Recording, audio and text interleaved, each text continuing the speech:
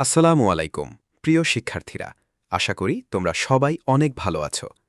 তোমাদের সবাইকে স্বাগত জানাচ্ছি আমাদের প্রিয় ইউটিউব চ্যানেল সাইমন্স টিউটোরিয়ালে।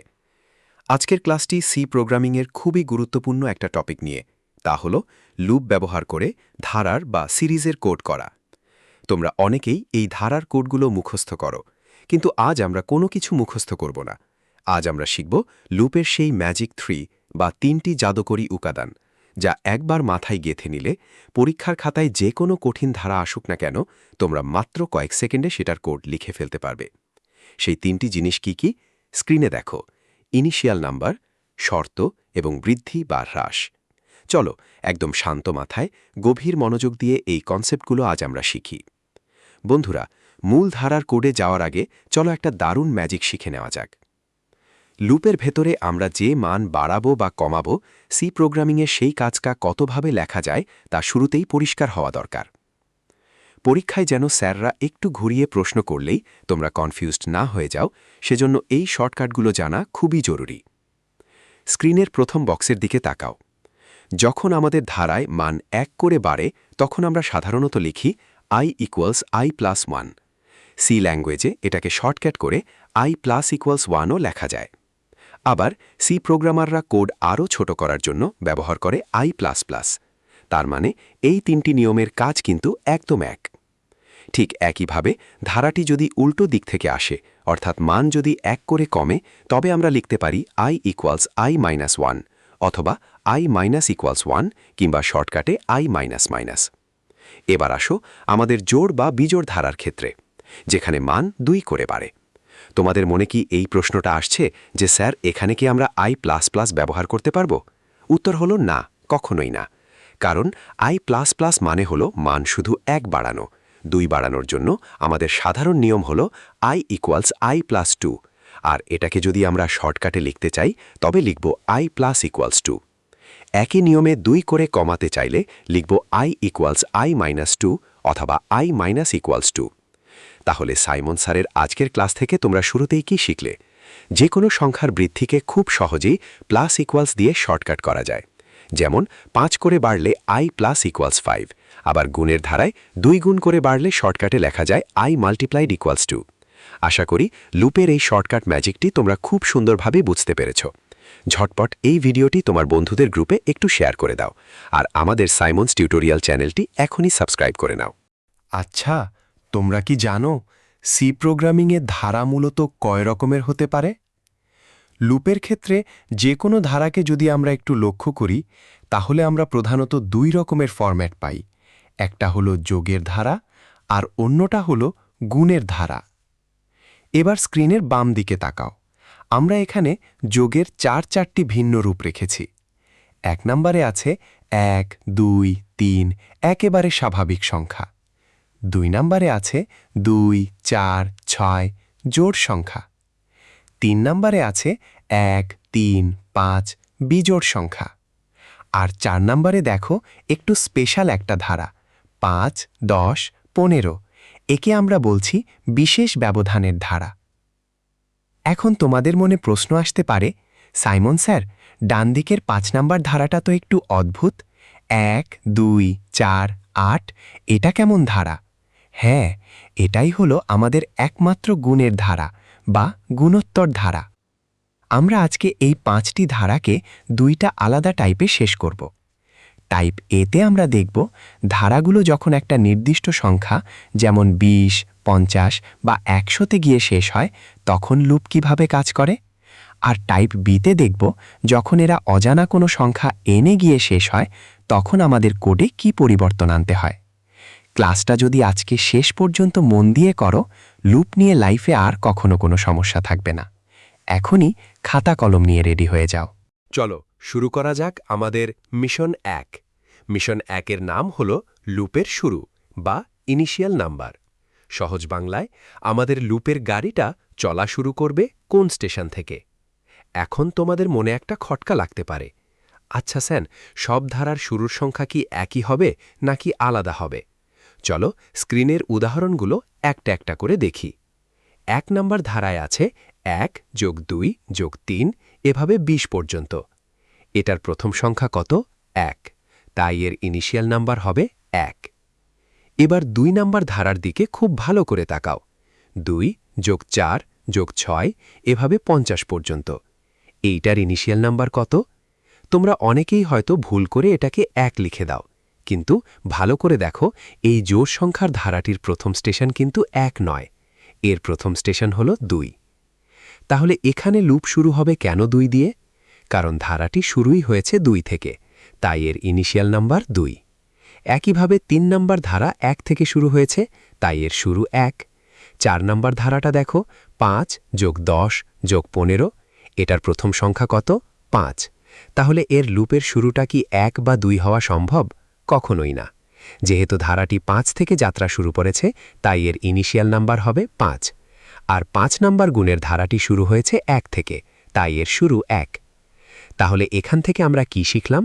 ধারা যে সংখ্যা থেকে স্টার্ট হবে, আমাদের লুপের ভ্যারিয়েবলের মানও ঠিক সেই সংখ্যা থেকেই শুরু করতে হবে, এর বাইরে অন্য কিছু ভাবা যাবে না। এবার চলো টাইপ বিতে যাই। আমরা এবার ধারাগুলোকে একটা অজানা সংখ্যা এনে গিয়ে শেষ করব। আচ্ছা, তোমরা কি একটু কনফিউজড হয়ে যাচ্ছ?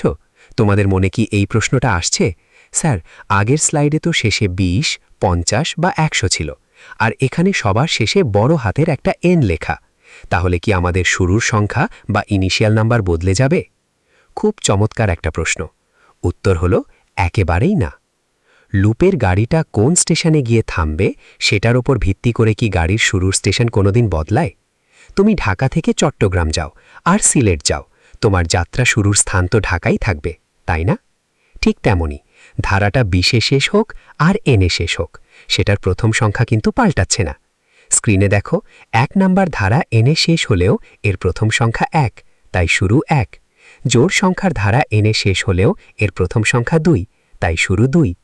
বিশেষ ধারা এনে শেষ হলেও এর প্রথম সংখ্যা 5, তাই এর শুরু 5। তার মানে মাথায় গেঁথে নাও, ধারার শেষ পদ যাই হোক না কেন, লুপের প্রারম্ভিক মান বা ইনিশিয়াল নাম্বার সবসময় ধারার প্রথম সংখ্যার ওপরেই নির্ভর করে। কনসেপ্টটা ক্রিস্টাল ক্লিয়ার তো? যদি ভালো লেগে থাকে, এখনই আমাদের এই কাজটি তোমার বন্ধুদের সাথে শেয়ার করে দাও। ইনিশিয়াল নাম্বার তো চিনে গেলাম। এবার আমাদের মিশন 2, অর্থাৎ লুপের সীমানা বা শর্ত। সহজ কথায়, আমাদের লুপের গাড়িটা কোথায় গিয়ে ব্রেক চাপবে, কোথায় গিয়ে থামবে? লুপকে যদি আমরা থামার শর্ত না দেই, সে কিন্তু অনন্তকাল ধরে চলতেই থাকবে, যাকে আমরা বলি ইনফিনিট লুপ। এখন স্ক্রিনের দিকে তাকাও। প্রথম ধারাটা শেষ হয়েছে 20-এ, তাহলে লুপের শর্ত কি হওয়া উচিত? আই এর মান যতক্ষণ 20 বা তার ছোট থাকবে ততক্ষণ লুপ চলবে, তাই শর্ত হল i< 20। এখন তোমরা প্রশ্ন করতে পারো, স্যার 2 নাম্বার জোড় সংখ্যার ধারায় কেন i< 50 হলো, অন্য কিছু কেন হলো না? কারণ খুব স্পষ্ট, এই ধারাটির শেষ সীমা বা লাস্ট স্টেশন বলাই আছে 50। 50-র ওপরে এই লুপ যেতে পারবে না, তাই এর শর্ত i< 50। একইভাবে 3 নাম্বারের শেষ সীমানা 99, তাই শর্ত i< 99। 4 নাম্বারের শেষ সীমা 100, তাই শর্ত i< 100। আর 5 নাম্বার গুণের ধারার শেষ পদ 64, তাই শর্ত i< 64। অর্থাৎ যখন ধারাটি কোনো নির্দিষ্ট সংখ্যায় গিয়ে শেষ হবে, তখন আমাদের শর্তটা হবে লুপের ভেরিয়েবল i ছোট বা সমান হবে সেই নির্দিষ্ট সংখ্যাটির। এবার আসো আসল ম্যাজিকে। যদি আমাদের ধারাগুলো একটা নির্দিষ্ট সংখ্যায় শেষ না হয়ে এনে গিয়ে শেষ হয়, তবে শর্ত কি হবে? তোমাদের মনে হয়তো চিন্তা আসছে, স্যার আগের স্লাইডে তো এক একটা শর্ত এক এক রকম ছিল, যেমন 20, 50, 99। এবার তো এক একটা ধারার চরিত্র এক এক রকম, কেউ জোড়, কেউ বিজোড়, কেউ গুণের। তাহলে কি এবারও সবার শর্ত আলাদা আলাদা হবে? বন্ধুরা, এখানেই লুপের আসল সৌন্দর্য। ধারাগুলোর শুরুর মান আলাদা হতে পারে, তাদের বৃদ্ধির নিয়ম আলাদা হতে পারে, কিন্তু যেহেতু তারা সবাই একই গন্তব্য অর্থাৎ এন স্টেশনে গিয়ে পৌঁছাতে চায়, তাই সবার জন্য থামার শর্ত হবে একেবারে হুবহু এক। স্ক্রিনে দেখো, ধারা 1, 2, 3, 4 বা 5 যাই হোক না কেন, তাদের সবার শেষ পদ যেহেতু n, তাই আমাদের সবার জন্য চোখ বন্ধ করে শর্ত হবে i<n। এখানে কোনো জোড় বিজোড়ের ভেদাভেদ নেই, যোগ গুণের পার্থক্য নেই। লুপের শর্ত শুধু চেনে শেষ সীমানাকে। যেহেতু সবার শেষ সীমানা n, তাই সবার শর্ত একটাই, i n। কি লুপের এই নিয়মটা জেনে মনের ভেতর একটা শান্তি পাচ্ছ তো? মুখস্থ করার কোনো প্রয়োজন নেই এখানে। আমরা গাড়ি স্টার্ট করলাম মিশন 1 দিয়ে, ব্রেক চাপার জায়গা খুঁজলাম মিশন 2 দিয়ে। এবার আমাদের মিশন 3, অর্থাৎ মান পরিবর্তন বা বৃদ্ধি। লুপের গাড়িটা এক লাফে কত ঘর করে সামনে এগোবে? চল যোগের এই 4টে ধারাকে আমরা একটু ভালো করে দেখি। প্রথম ধারা 1, 2, 3। তোমরা বলো তো 1 থেকে 2 এর দূরত্ব কত? 1। 2 থেকে 3 এর দূরত্ব কত? 1। তার মানে প্রতি পদে মান 1 করে বাড়ছে, তাই এর বৃদ্ধি হল i++ বা i = i+1। এবার 2 নাম্বার ধারাটা দেখো, 2, 4, 6।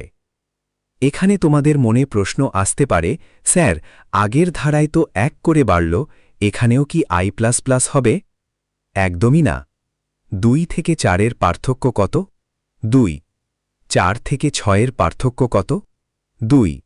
যেহেতু প্রতি ধাপে 2 করে বাড়ছে, তাই আমাদের কোডে লিখতে হবে i = i+2। 3 নাম্বার বিজোড় ধারাটি দেখো, 1, 3, 5।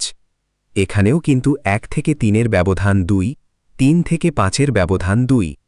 তাই জোড় আর বিজোড় উভয় ধারার জন্যেই বৃদ্ধির নিয়ম কিন্তু 1, অর্থাৎ i = i+2। আর 4 নাম্বার বিশেষ ধারাটি দেখো, 5, 10, 15। এখানে পরিষ্কার দেখা যাচ্ছে প্রতি পদে 5 করে লাফ দিচ্ছে গাড়িটা, তাই এর বৃদ্ধি হবে i = i+5। তার মানে পাশাপাশি দুটি পদের ব্যবধানই নির্ধারণ করে লুপের ভেতরের বৃদ্ধিটা কেমন হবে। বন্ধুরা, এতক্ষণ আমরা আলাদা আলাদা স্লাইডে অনেকগুলো নিয়ম দেখলাম। এবার চলো আমরা আমাদের শেখা জিনিসগুলোকে একটা মাস্টার টেবিলের মাধ্যমে খুব সুন্দরভাবে ঝালাই করে নেই। স্ক্রিনে যে টেবিলটি তোমরা দেখতে পাচ্ছ, এটি যদি তোমরা মনের ভেতর গেঁথে নিতে পারো, তবে পরীক্ষার হলে ধারার যে কোনো প্রশ্ন দেখা মাত্র তোমাদের ঠোঁটের কোণে একটা মুচকি হাসি চলে আসবে। খুব ভালো করে লক্ষ্য করো, আমরা টেবিলটিকে প্রধানত 2টি ভাগে ভাগ করেছি। বাম পাশের কলামে আছে টাইপ 1, অর্থাৎ ধারাগুলো যখন অজানা সংখ্যা n এ গিয়ে শেষ হবে। আর ডান পাশের কলামে আছে টাইপ 2, অর্থাৎ ধারাগুলো যখন কোনো একটি নির্দিষ্ট সংখ্যায়, যেমন 100 কিংবা 64তে গিয়ে শেষ হবে। চলো 1 নাম্বার ধারাটি দিয়ে আমরা তুলনা করা শুরু করি। 1 নম্বরে আছে আমাদের সেই পরিচিত স্বাভাবিক সংখ্যার ধারা, 1 + 2 + 3 ইত্যাদি। টাইপ 1 এর দিকে তাকাও। যেহেতু ধারাটি n এ শেষ হচ্ছে, তাই এর প্রারম্ভিক মান বা ইনিশিয়াল নাম্বার হল i = 1। এর শর্ত হল i <= n এবং এর বৃদ্ধি হল i++। এবার ঠিক তার ডান পাশে টাইপ 2 এর দিকে তাকাও। তোমাদের মনে কি এই প্রশ্নটা আসছে যে স্যার টাইপ 2তে তো ধারাটি 100তে শেষ হচ্ছে, তাহলে কি এর শুরু এবং বৃদ্ধি বদলে যাবে? উত্তর হল না, কখনোই না। ভালো করে স্ক্রিনে দেখো, টাইপ 2তেও কিন্তু শুরুর মান i = 1 এবং বৃদ্ধির মান i++ একদম একই রয়ে গেছে। পার্থক্য হয়েছে শুধু একটি জায়গায়। কোথায় বলো তো? হ্যাঁ, ঠিক ধরেছ, পার্থক্য হয়েছে শুধু শর্তে। যেহেতু টাইপ 2 এর শেষ সীমানা 100, তাই শর্তের জায়গায় n এর বদলে বসে গেছে i <= 100। এবার এসো 2 নাম্বার ধারায়, যা হল জোড় সংখ্যার ধারা, 2 + 4 + 6 ইত্যাদি। টাইপ 1 এ দেখো, যেহেতু প্রথম জোড় সংখ্যা 2, তাই লুপের শুরুটা হয়েছে i = 2 দিয়ে। শেষ পদ n হওয়ায় শর্ত হয়েছে i <= n এবং প্রতি পদে 2 করে বাড়ায় বৃদ্ধি হয়েছে i = i+2। এখন ডান পাশের টাইপ 2 এর সাথে এটাকে একটু মিলিয়ে দেখো তো। টাইপ 2তেও কি শুরু আর বৃদ্ধি বদলেছে? একদমই না। এখানেও শুরু হয়েছে i = 2 দিয়ে এবং বৃদ্ধিও হয়েছে i = i+2 দিয়ে। বদলেছে শুধু লুপের শর্তটি। এনের জায়গায় আমরা বসিয়ে দিয়েছি নির্দিষ্ট সংখ্যা 100, অর্থাৎ i <= 100। সবশেষে 3 নাম্বার ধারাটি লক্ষ্য করো, 1 যোগ 3 যোগ 5, অর্থাৎ বিজোড় সংখ্যার ধারা। টাইপ 1-এ প্রথম বিজোড় সংখ্যা 1 হওয়ায় শুরু হয়েছে i = 1 দিয়ে। শর্ত হয়েছে i <= n, এবং যেহেতু 1 থেকে 3 কিংবা 3 থেকে 5 এর ব্যবধান 2, তাই এর বৃদ্ধিও হয়েছে i = i+2। আর টাইপ 2-তে দেখো সবকিছু একই আছে, শুধু শর্তটি i <= n এর পরিবর্তে হয়ে গেছে i <= 100। তাহলে বন্ধুরা, এই পুরো টেবিলটি থেকে সাইমন স্যারের আজকের ক্লাসের সবচেয়ে বড় লার্নিং বা শিক্ষাটা কি? শিক্ষাটা হলো ধারার শেষ পদ n হোক কিংবা 100 হোক, লুপের শুরুর মান এবং লুপের বৃদ্ধির নিয়ম কখনোই পরিবর্তিত হয় না। পরিবর্তন হয় শুধুমাত্র লুপের ভেতরের শর্ত বা কন্ডিশনটি। আশা করি লুপের এই তুলনামূলক কনসেপ্টটি তোমরা আজ জীবনভরের জন্য মাথায় গেঁথে নিতে পেরেছ। বন্ধুরা, এতক্ষণ আমরা খুব সাধারণ কিছু ধারা দেখলাম। এবার আমরা সি প্রোগ্রামিংয়ের একটু অ্যাডভান্সড লেভেলের 2টি ধারা শিখব, যা পরীক্ষায় প্রায়ই চলে আসে এবং শিক্ষার্থীরা সবচেয়ে বেশি ভুল করে। স্ক্রিনের বাম দিকের প্রথম বক্সের দিকে তাকাও।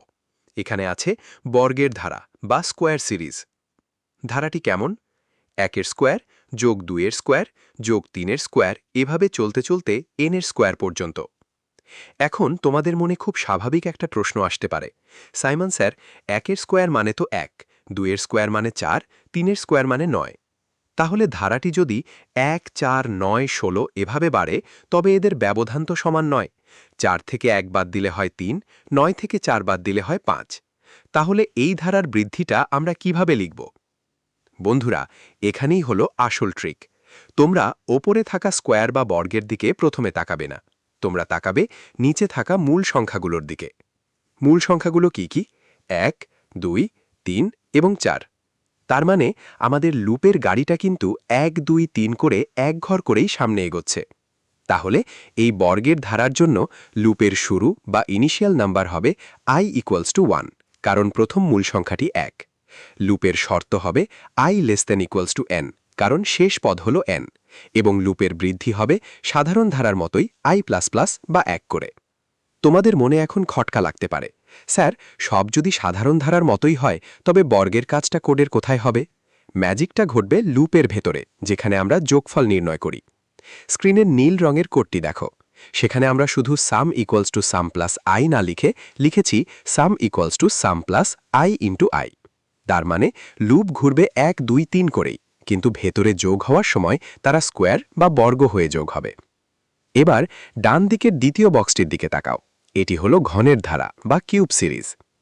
1-এর কিউব যোগ 2-এর কিউব যোগ 3-এর কিউব, এভাবে n-এর কিউব পর্যন্ত। এখানেও কি বৃদ্ধির মান i = i * i * i হবে? না, একদমই না। বর্গের ধারার মতোই এখানেও মূল সংখ্যাগুলো 1, 2, 3 করেই বাড়ছে। তাই এর শুরু হবে i = 1, শর্ত হবে i <= n, এবং বৃদ্ধি হবে i++। শুধু লুপের ভেতরে যোগ করার সময় আমরা কিউব বা ঘন করে দেব, অর্থাৎ sum = sum + i * i * i, যা তোমরা নীল রঙের কোডে দেখতে পাচ্ছ। দেখেছ, লজিক জানা থাকলে যত কঠিন ধারাই আসুক না কেন, তা কত সহজে সমাধান করা যায়। বন্ধুরা, এবার আমরা সি প্রোগ্রামিংয়ের সবচেয়ে ট্রিকি এবং চ্যালেঞ্জিং 2টি ধারা শিখব। পরীক্ষায় কোয়েশ্চেন যদি অনেক কঠিন হয়, তবে স্যারহা এই ধারা 2টি দিয়ে থাকেন। কিন্তু সাইমন স্যারের টেকনিক জানা থাকলে এটিও তোমাদের কাছে পানির মতো সহজ মনে হবে। স্ক্রিনের প্রথম ধারাটির দিকে খুব ভালো করে তাকাও। এখানে আছে 1-এর স্কোয়ার যোগ 4-এর স্কোয়ার যোগ 7-এর স্কোয়ার যোগ 10-এর স্কোয়ার, এভাবে n-এর স্কোয়ার পর্যন্ত। এখন তোমাদের মনে বড় একটা প্রশ্ন আসতে পারে, স্যার, আগের স্লাইডে বর্গের ধারায় আমরা দেখেছিলাম মূল সংখ্যাগুলো 1, 2, 3 করে এক করেই বাড়ছিল, কিন্তু এখানে তো ভেতরের মূল সংখ্যাগুলো হল 1, 4, 7 এবং 10। তাহলে এই ধারার লুপটা আমরা কিভাবে চালাবো, আর এর বৃদ্ধিটাই বা কেমন হবে? বন্ধুরা, ট্রিকটা কিন্তু আগের মতোই। তোমরা ওপরের স্কোয়ার বা বর্গের দিকে প্রথমে তাকাবে না, তোমরা শুধু তাকাবে ব্র্যাকেটের ভেতরের মূল সংখ্যাগুলোর দিকে। মূল সংখ্যাগুলো কি কি? 1, 4, 7 এবং 10। এবার বলো তো, 1 থেকে 4-এর ব্যবধান কত? 3। 4 থেকে 7-এর ব্যবধান কত? 3। তার মানে আমাদের লুপের গাড়িটা এবার 1 ঘর করে নয়, বরং 3 ঘর করে লাফিয়ে সামনে এগোচ্ছে। তাহলে এই ধারার জন্য আমাদের লুপের শুরুর মান হবে i = 1, কারণ প্রথম সংখ্যা 1। ধারার শেষ পদ n, তাই শর্ত হবে i n। আর যেহেতু মূল সংখ্যাগুলো 3 করে বাড়ছে, তাই আমাদের বৃদ্ধির কোড হবে i = i+3। তোমাদের মনে কি এই প্রশ্নটা আসছে যে স্যার বৃদ্ধি তো 3 করে দিলাম, কিন্তু বর্গের কাজটা কোথায় হবে? ঠিক আগের মতোই বর্গের কাজটা হবে লুপের ভেতরে, যেখানে আমরা লিখব sum = sum + i * i। এবার 2 নাম্বার ধারাটি লক্ষ্য করো, এটি হলো বিশেষ ঘনের ধারা। 1-এর কিউব যোগ 4-এর কিউব যোগ 7-এর কিউব, এভাবে n-এর কিউব পর্যন্ত। এখানেও দেখো ভেতরের মূল সংখ্যাগুলো কিন্তু 1, 4, 7 অর্থাৎ 3 করেই বাড়ছে। তাই এর শুরু হবে i = 1, শর্ত হবে i n এবং বৃদ্ধি হবে i = i+3। আর লুপের ভেতরে যোগ করার সময় আমরা কিউব বা ঘন করে দেব, অর্থাৎ sum = sum + i * i * i। দেখেছ, লজিক জানা থাকলে যত কঠিন ধারায় আসুক না কেন তা কত সহজে সমাধান করা যায়। এই স্পেশাল লজিকটি যদি তোমাদের ব্রেনে 100% ক্লিয়ার হয়ে থাকে, তবে সাইমন স্যারের এই কাজটি এখনই তোমার বন্ধুদের মেসেঞ্জার গ্রুপে একটু শেয়ার করে দাও। অনেক কিছু তো শিখলাম। চলো এবার পুরো ক্লাসের একটা সামারি বা একটা মাস্টার টেবিল দেখে নেই, যা তোমরা স্ক্রিনশট নিয়ে বা খাতায় নোট করে রাখতে পারো। দেখো, আমরা যে 5টি ধারা শিখলাম সেগুলোর টাইপ যাই হোক না কেন, ইনিশিয়াল, শর্ত আর বৃদ্ধি কিভাবে এক পলকে বের করা যায়। স্বাভাবিক ধারা শুরু 1, শর্ত i n, বৃদ্ধি i++। জোড় ধারার শুরু 2, শর্ত i n, বৃদ্ধি i = i+2। বিজোড় ধারার শুরু 1, শর্ত i n, বৃদ্ধি i = i+2।